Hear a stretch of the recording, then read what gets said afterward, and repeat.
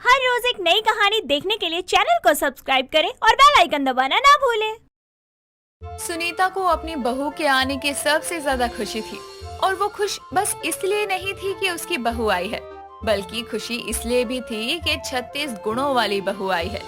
सुनीता की बहू को आए हुए अभी 2 दिन भी नहीं बीते थे कि तभी उसकी पड़ोसन सरोज उसके घर आती है और सुनीता से कहती है, अरे सुनीता, बहुत सुना है तेरी 36 गुणों वाली बहू के बारे में। अब तो तेरे बेटे की शादी भी हो गई है, तेरी बहू भी आ गई। अब तो मिलवा दे, या 36 गुणों वाली बहू को घर में छुपा कर रखेगी। नहीं नहीं, मैं क्यों छुपा कर रखने लगी? मैं तो सबको और ज्यादा दिखाऊंगी। अब यहाँ किसी की बहू थोड़ी ना आई है 36 गुणों वाली, केवल मेरी बहू आई है और उसके मेरे बेटे से 36 के 36 गुण मिले हैं। तेरी तो किस्मत ही खुल गई। जहाँ 1-2 गुणों वाली मिल जाए वो बहुत रहता है, लेकिन तुझे तो पूरे 36 गुण वाली बहू मिली है। हाँ, इस बात की खुशी मुझसे ज्यादा किसे होगी। चल, बहुत देर हो गई, अपनी बहू को बुला भी ले और उसके हाथ का चाय नाश्ता तो करवा।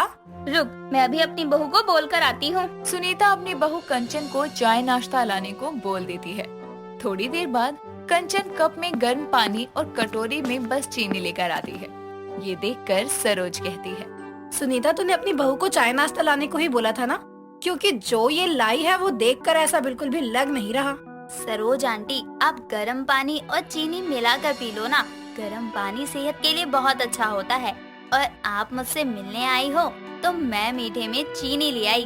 बहू, तू क्यों मजाक बनवा रही है मेरा? चाय नाश्ता बोला था लाने को, ये क्या उठा लाई? माँ जी, मुझे खाना बनाना नहीं आता, इसलिए तो मैं ये लेकर आई हूँ। लो, 36 गुणों वाली बहू का पहला अवगुण। अरे सुनीता, बस 36 गुण देखकर अपनी बहू को ले आई, जरा उसके अवगुण भी देख लेती। बहू, तुझे खाना बनाना नहीं आता, ये बात तूने हमें पहले क्यों नहीं बताई? माँ जी, पहले क्या ही बताती, आपने कुंडली मिलवाई और 36 गुण मिल गए। इस खुशी में आप किसी की बात सुनने को ही कहाँ राजी थी, तो मैं कैसे बताती आपको। कंचन की बात सुनकर सुनीता का मुंह उतर जाता है और वो उस समय सरोज के आगे चुप हो जाती है। लेकिन अभी भी उसे इस बात की तसल्ली थी कि उसकी बहू में 36 गुण है, इसीलिए वो अभी भी अपनी बहू के 36 गुणों का गुणगान करती रहती थी। ऐसे ही कई दिनों तक चलता है, लेकिन धीरे धीरे कहीं न कहीं सुनीता को भी अपनी बहू के अवगुण दिखने लगे थे। कुछ दिनों बाद कंचन शॉपिंग करके घर वापस आती है और उसके हाथ में बहुत सारा सामान था। वो ये सारा सामान ले जाकर अपनी ननद मधु और अपनी सास को दिखाती है। ये सब देखकर मधु कहती है, भाभी, आप इसमें तो बहुत कुछ फालतू में ही ले आई हैं, हम यूज भी नहीं करते हैं। हाँ पता है मुझे, लेकिन इतना अच्छा लग रहा है ना देखने में, इसलिए मेरा मन ही नहीं माना और ले लिया। लेकिन अब हम इसका करेंगे क्या? आपके मन की वजह से आप इतना सारा सामान फालतू में ले आई। घर में बाजार थोड़ी ना लगाना है हमें। आप शॉपिंग पर गई थी तो थोड़ा तो सोच समझ कर लाना चाहिए था ना। जरूरी थोड़ी होता है कि जिसका इस्तेमाल करे वही हम ले सकते हैं, और कभी कभी तो बस अच्छा लगने के लिए भी लेते हैं ना। तुम भी ना मधु, जब कुछ घटने बढ़ने का पता ही नहीं है तो क्यों बोल रही हो? बहू, मुझे लगा था तेरे 36 गुण हैं, तू पैसों को संभालना जानती होगी, लेकिन तू तो दोनों हाथों से पैसे लुटा रही है। अरे अब तक जो बेअकल थी उसको भी पता चल गया कि तूने फिजूल खर्चा किया है। माँ जी, मैं मानती हूँ आपकी बेटी है मधु, लेकिन इसका मतलब ये तो नहीं ना कि आप उसी की तारीफ करेंगी। ये कोई तरफदारी नहीं कर रही हूँ मैं तो बस इतना बोल रही हूँ कि हमारे घर में बस एक ही कमाने वाला है, उसकी कमाई को यूँ फिजूल खर्चों में मत उड़ा। अच्छा थोड़ी लगता है, तेरे ये अवगुण है, अब पता चल रहा है मुझे। माँ जी, ये कोई अवगुण नहीं है, मैं तो अपने मायके में भी फालतू की चीजें बिना मतलब के ले लिया करती थी। अब जो अच्छा लग रहा है ले लो, थोड़े बहुत पैसों के लिए मन मारना अच्छी बात तो नहीं। हे भगवान, पता नहीं कितने पैसे उड़ाकर आ गई और बोल रही है थोड़े बहुत पैसे। बेटा, ये सब तेरे मायके में ही चलता होगा, लेकिन ये तेरा ससुराल है, यहाँ तू अपने गुण दिखा, ना कि अवगुणों का प्रदर्शन कर। अब क्या हुआ माँ? पहले तो बड़ा बोलती थी 36 गुणों वाली बहू, अब बोलो ना 36 गुणों वाली अवगुणी बहू है आपकी।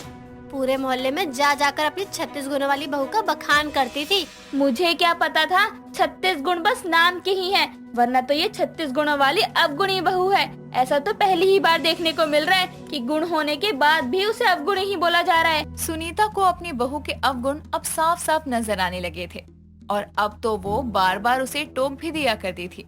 अवगुणी बहू बोलकर। लेकिन कंचन को इन बातों से कोई फर्क नहीं पड़ता था। कंचन जैसी थी वैसी ही रहती। कुछ दिनों बाद कंचन अपने कमरे में आराम से सुबह के 11 बजे तक सो रही थी। काफी देर तक सुनीता उसे आवाज लगाकर जगाती है, लेकिन कंचन नहीं उठती। कुछ देर के बाद सुनीता अपने बेटे शिवम के साथ उसके कमरे में जाती है और कंचन के मुंह पर पानी डालकर उसे जगाते हुए कहती है, अरे कुंभकर्ण, अब उठ, सूरज सर पर आ गया है और महारानी की अभी तक आंख भी नहीं खुली। क्या माँ जी, अभी तो बस 11 ही बजे हैं, थोड़ा और सोने दो ना। और लाओ 36 गुणों वाली बहू। मैं तो पहले ही बोल रहा था कि शादी कर रही हो तो थोड़ा तसल्ली से कर लो, लेकिन नहीं, आपको तो 36 गुणों वाली बहू मिली और लगवा दिए मेरे फेरे। शिवम जी, ये क्या बोल रहे हो? आपको मुझसे शादी करने में कोई दिलचस्पी नहीं थी? नहीं, ऐसा नहीं है कंचन, मैं तो बस माँ से ये बोल रहा हूँ कि उन्हें ही 36 गुणों वाली बहू चाहिए थी ना, और तुम्हारे 36 गुण क्या मिले तो तुम्हारे अवगुण ही देखना भूल गई। तो अब झेलो फिर।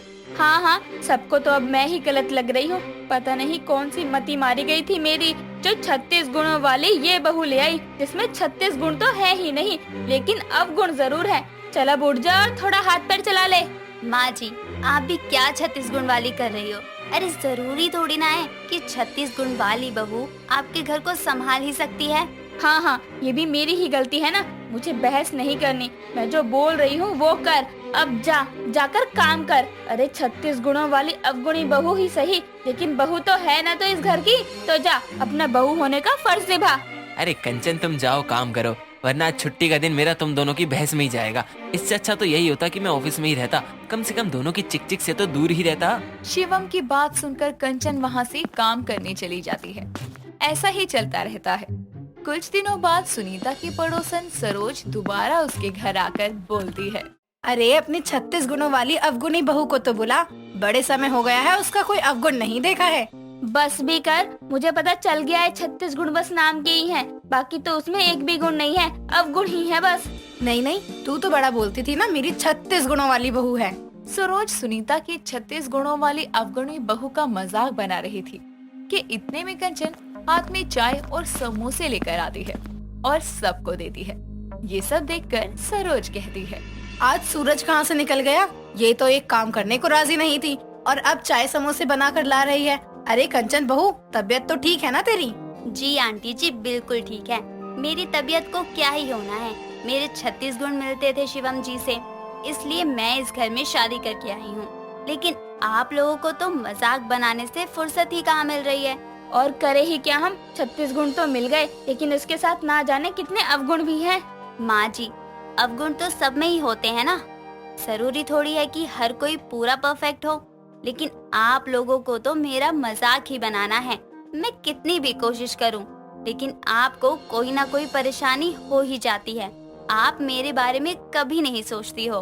अपनी बहू की बात सुनने के बाद सुनीता को अपनी गलती का एहसास होता है और वो अपनी बहू से माफी भी मांगती है। उसके बाद कभी सुनीता अपनी बहू को 36 गुणों वाली अवगुणी बहू कहकर नहीं बुलाती। दोस्तों, अगर आपको ये कहानी पसंद आई तो इसे लाइक करें, शेयर करें और कमेंट करके बताएं कि कहानी में आपको सबसे अच्छा क्या लगा।